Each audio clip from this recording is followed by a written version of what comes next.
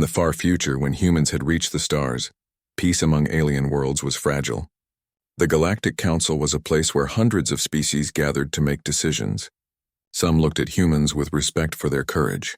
Others looked at them with doubt, thinking humans were too new and too emotional to be part of something so ancient.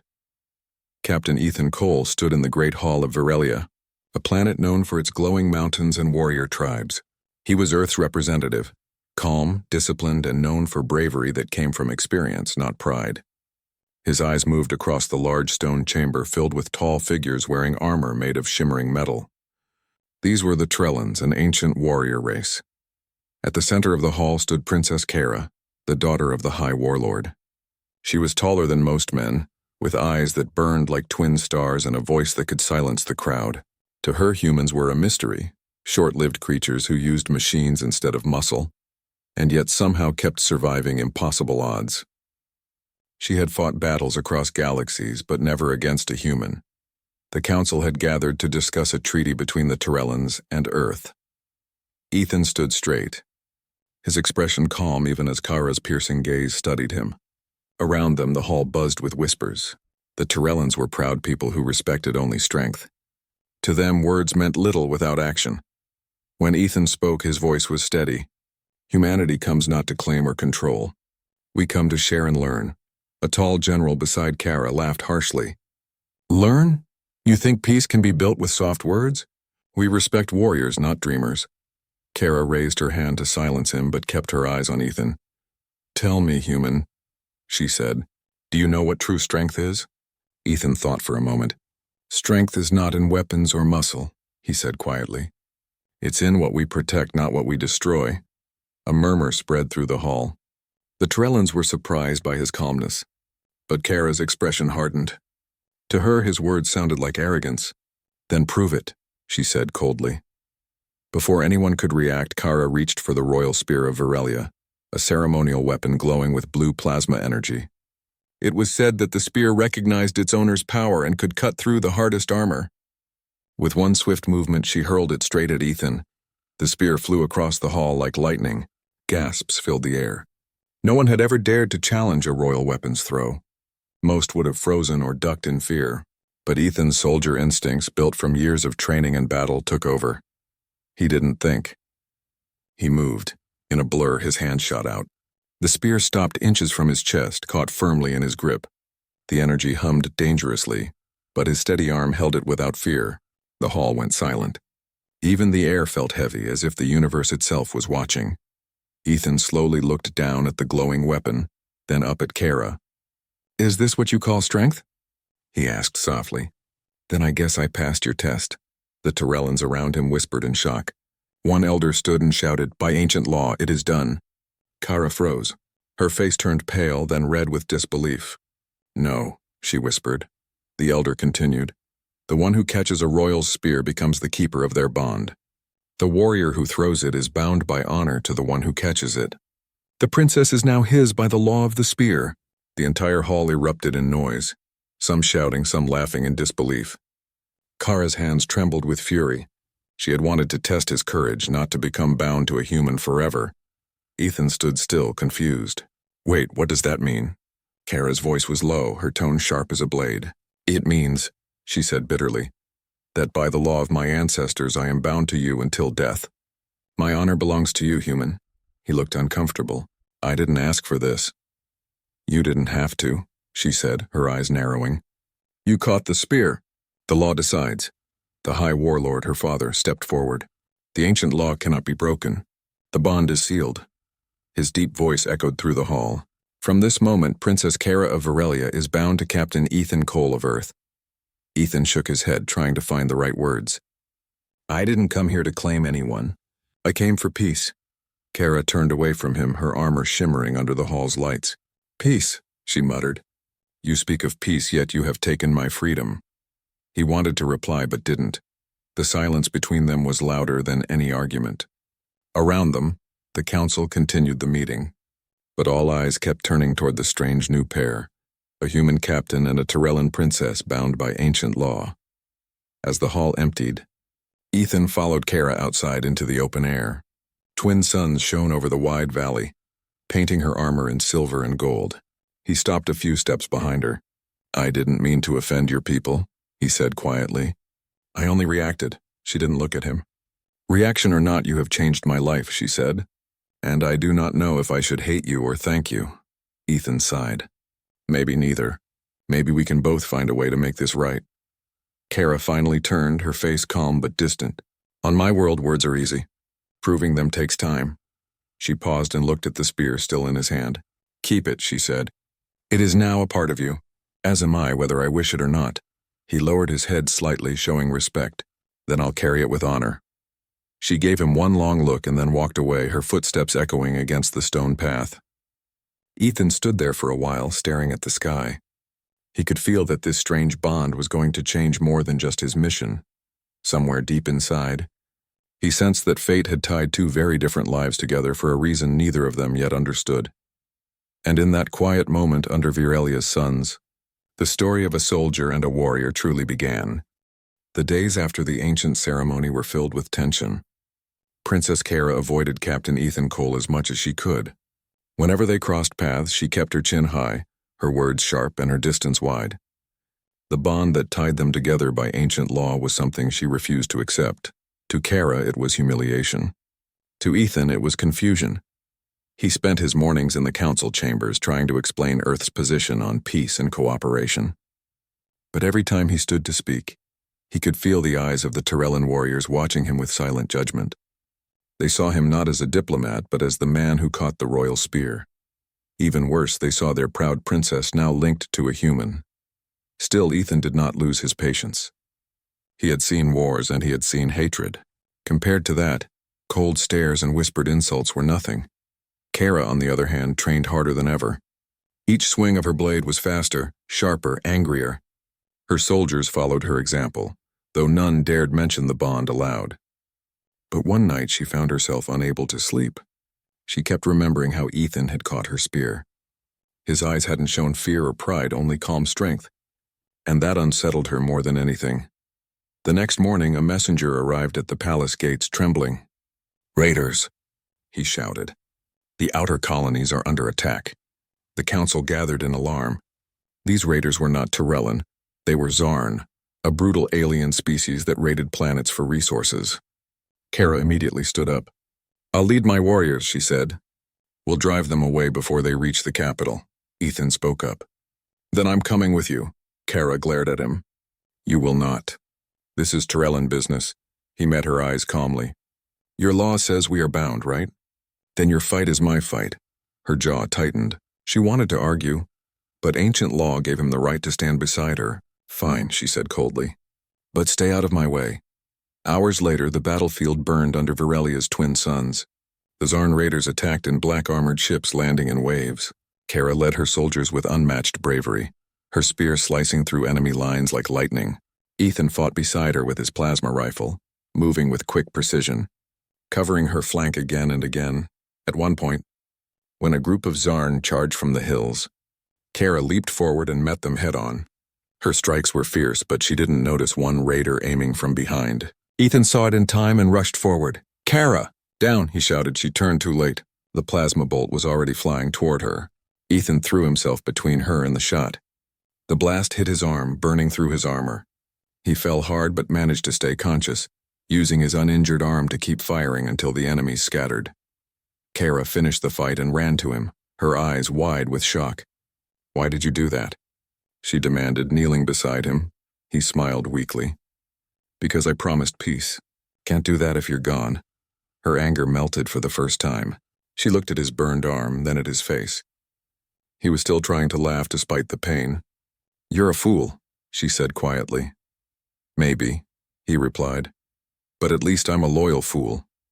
She couldn't help but let out a small sigh that almost sounded like a laugh. The soldiers around them cheered as the raiders fled. But Kara stayed beside Ethan, her hand resting gently on his shoulder. When they returned to the city, Ethan was taken to the medical bay.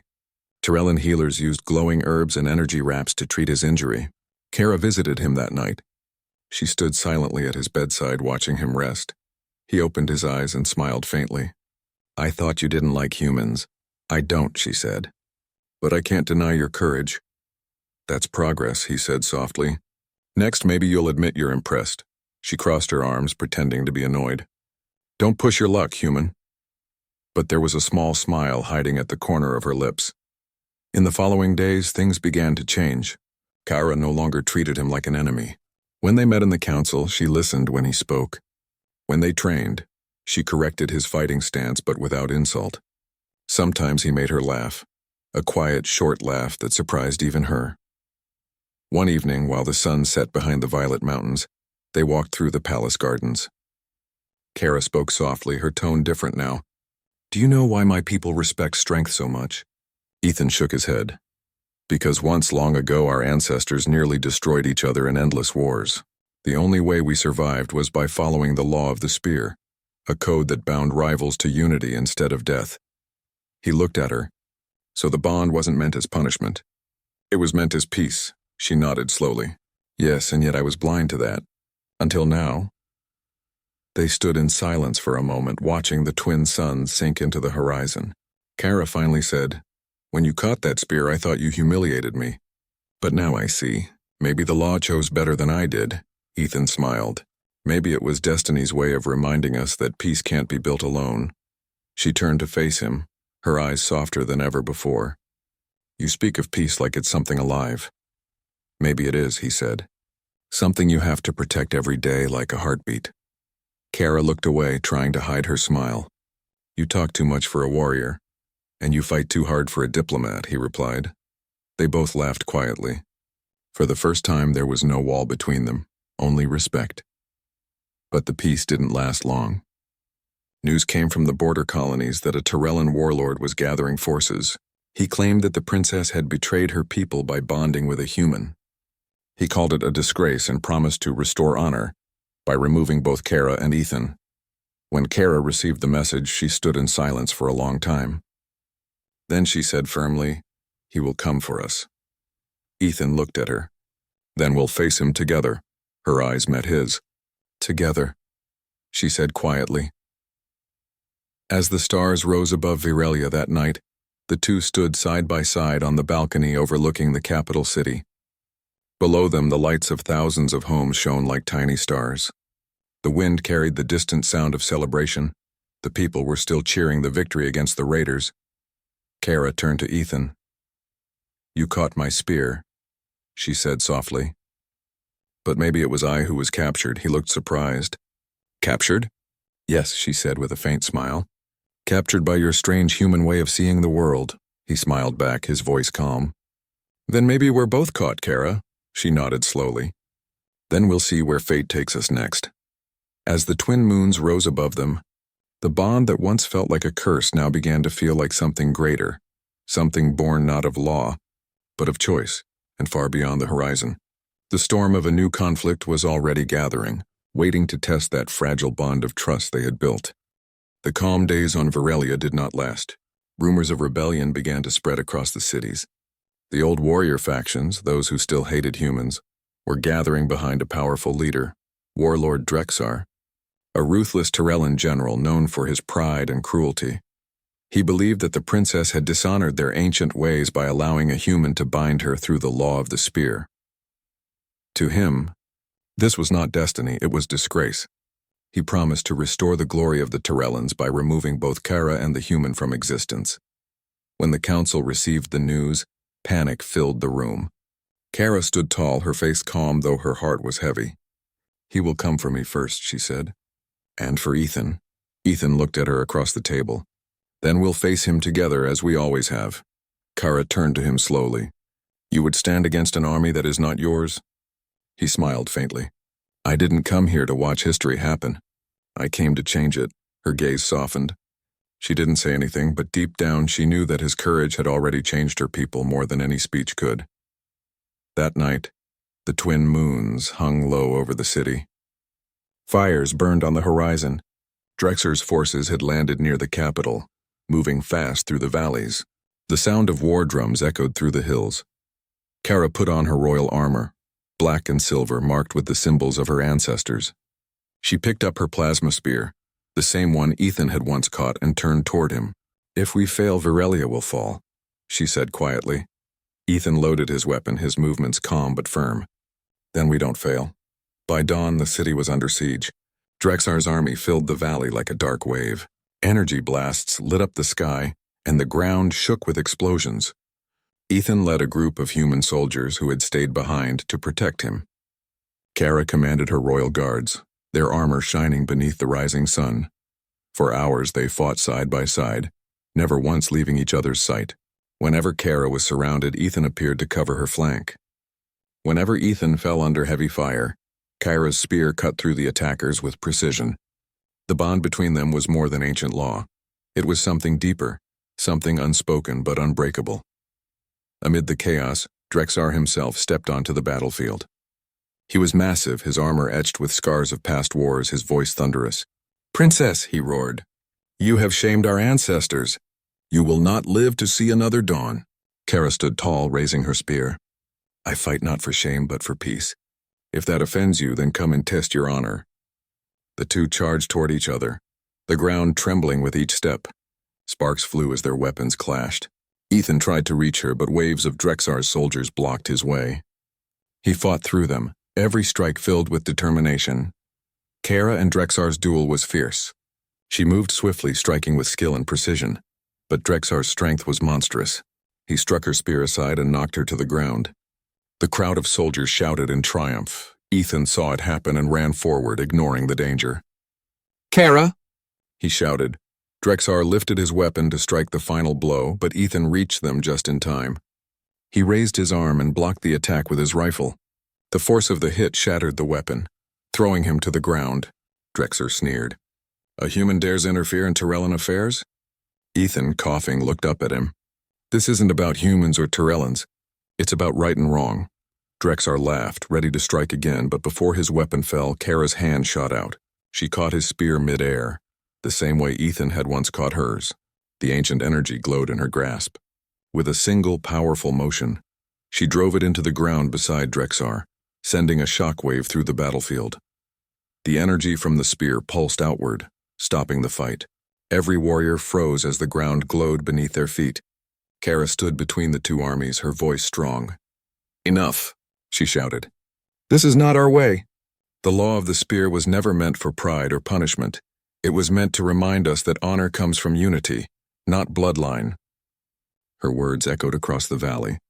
The warriors lowered their weapons one by one. Drexar, still kneeling, glared up at her, but his strength was gone. He looked at Ethan, then at Kara, and for the first time he had no answer. "You have changed us, human," he said bitterly. "Perhaps the old ways truly have no place in this new age." He dropped his weapon and turned away. His army followed, retreating into the mountains. When the dust settled, Kara turned to Ethan. His armor was damaged and his face was streaked with dirt, but he was smiling faintly. "Told you we wouldn't fail," he said. She shook her head, kneeling beside him. "You are impossible," he chuckled softly. "And you're unstoppable." Later, the council held a ceremony in the Hall of Unity. The elders spoke of the bravery shown by both Kara and Ethan. For the first time in history, humans and Tyrellans stood together as equals. An elder stepped forward and said, "The ancient law of the spear shall be rewritten.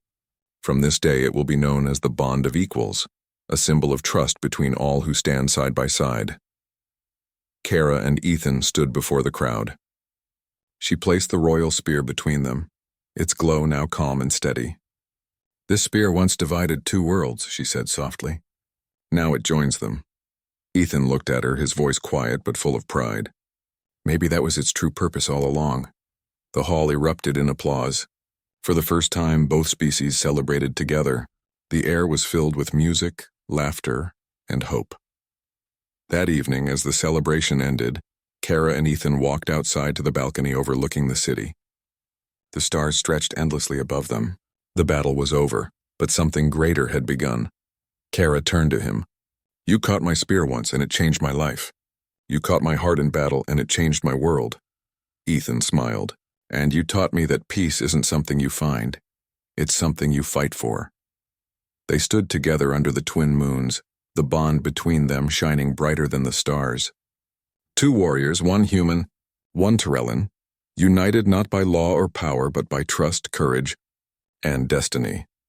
The galaxy would remember their story for generations. The human who caught a royal spear and the princess who discovered that true strength was not in the arm that threw it, but in the heart that understood it. And as the night wind whispered through the mountains of Viralia, it carried with it a promise that the bond of equals would forever remind every world that peace once earned must always be protected.